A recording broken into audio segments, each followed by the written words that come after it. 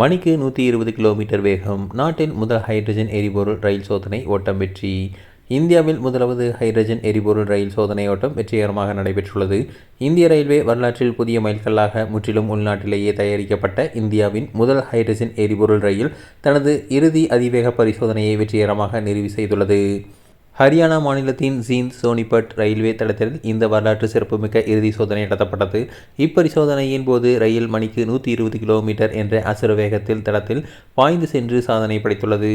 சென்னை ஐசிஎஃப்பில் வடிவமைக்கப்பட்ட 10 பெட்டிகளை கொண்ட இந்த ரயிலில் 1200 கிலோவாட் திறன் கொண்ட ஹைட்ரஜன் எரிபொருள் கலன் உந்து விசை அமைப்பு பயன்படுத்தப்பட்டுள்ளது.